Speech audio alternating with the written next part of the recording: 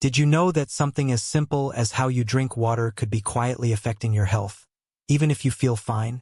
I know it sounds strange. After all, you've been drinking water your whole life. But here's the thing. Once you're in your 60s, 70s, or 80s, your body doesn't handle hydration the same way it used to. What once worked without a second thought might now be placing extra strain on your heart, kidneys, or even your digestion without giving you clear signs. And most people don't realize it until they start feeling more tired, more foggy, or just off, without knowing why. That's why in this video we're going to talk about 6 common water habits many older adults fall into. Habits that seem harmless but could actually be getting in your way. You won't just learn what to stop doing. You'll also understand why it matters now more than ever, and how making just a few gentle changes can help you feel more clear-headed, steady, and strong each day.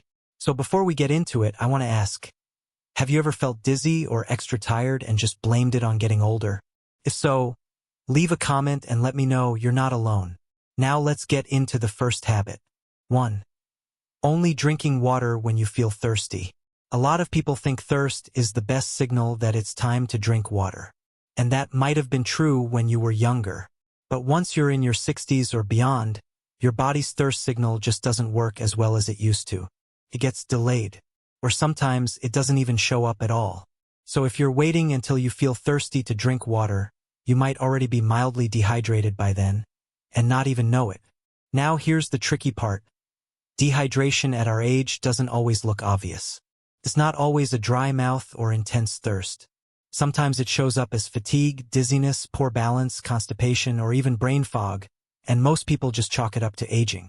But it's often just the body asking for a little more water more often in a gentler rhythm. I once spoke to a man who said, "I'm not really thirsty during the day, so I don't think I need that much water anymore." But he was always tired, his blood pressure was bouncing around, and he had trouble staying focused. When he simply started drinking a small cup of water a few times throughout the day, not waiting for thirst, he was shocked at how much better he felt. It doesn't have to be a big change. A cup when you wake up, a glass mid-morning, some in the afternoon and again in the evening. That's it. No fancy tracking apps, no measuring bottles. Just a simple, steady habit that gives your brain, heart, and kidneys the support they need before the symptoms show up. So if you've been thinking, well, I'm not thirsty, so I must be fine, it might be time to shift that thinking just a bit, because by the time you feel it, you're already playing catch-up. 2. Drinking too much water at once. Now, I know how it goes. You realize late in the day that you haven't had enough water, so you grab a big glass and chug it down. Maybe even 2. Or maybe you drink a lot right before dinner, or worse, just before bed.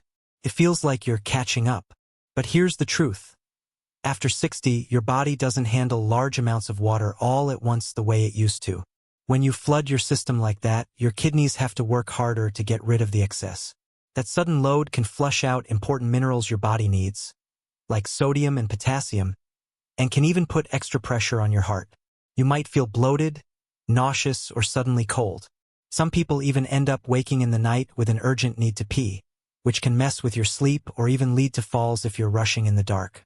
And while it's rare, there's something called water intoxication, where drinking too much water too quickly actually dilutes the salt in your blood. That's more dangerous than it sounds, especially if you're on medications that affect your sodium levels.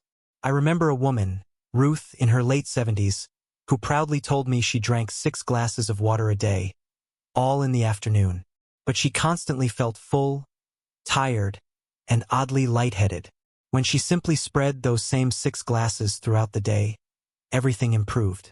Her digestion, her sleep, her energy, all of it. So here's the takeaway. Don't think of hydration as a chore you rush through. Think of it like breathing, slow, steady, and consistent. Just a few sips every hour or 2 is far more helpful than gulping a lot all at once. Your body appreciates calm, not chaos. 3. Avoiding water in the evening or before bed. Now this one's really common, and honestly, it makes sense at first. A lot of older adults stop drinking water after dinner because they don't want to be up all night going to the bathroom.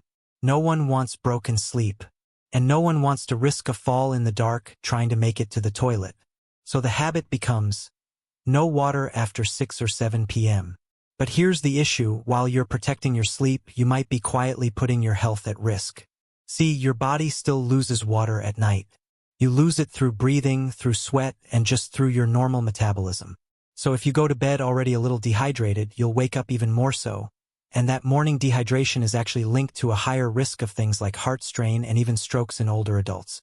I remember a man named Sam, 82, who said, "My friend told me to stop drinking water at 7 or I'd be up all night."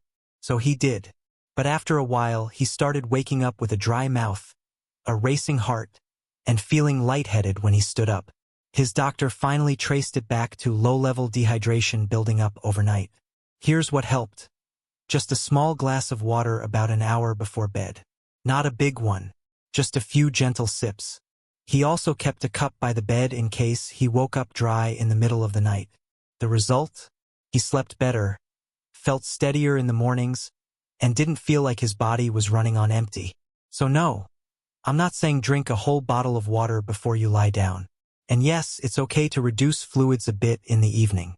But cutting off water completely can do more harm than good. A better option is balance. Sip through the evening. Give your body just enough to stay supported while you sleep. Your organs don't shut off at night. Your heart keeps pumping, your kidneys keep filtering, and your brain keeps working. Give them what they need to do their job safely. 4. Replacing water with tea, coffee, or juice. Now, this is a habit I see many older adults fall into without even realizing it. You think, well, I'm drinking something, tea, coffee, or juice, so I must be staying hydrated, right? It makes sense because these drinks are liquids and they feel good going down. Plus, many of us have been sipping on these for years, sometimes even with every meal. But here's the thing, those drinks don't actually give your body the hydration it needs. Take tea and coffee, for example. They have caffeine, which is a natural diuretic.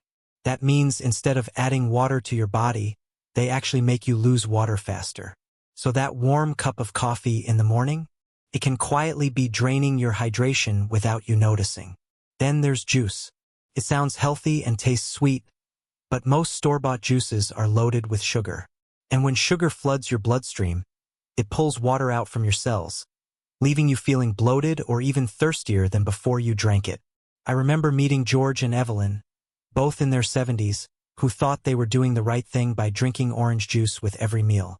But they kept feeling tired, getting headaches, and their skin was dry. When they switched out just 2 of those juice servings a day for plain water, everything changed. Their minds felt clearer, cravings faded, and energy came back. Water is different. It doesn't ask your body to work hard processing it. It simply helps, carrying nutrients, flushing out waste, keeping your temperature steady, and cushioning your joints. No other drink does all that as well. So, enjoy your coffee or tea. I'm not saying give them up, but think of them as treats. The real hydration, that comes from plain, simple water.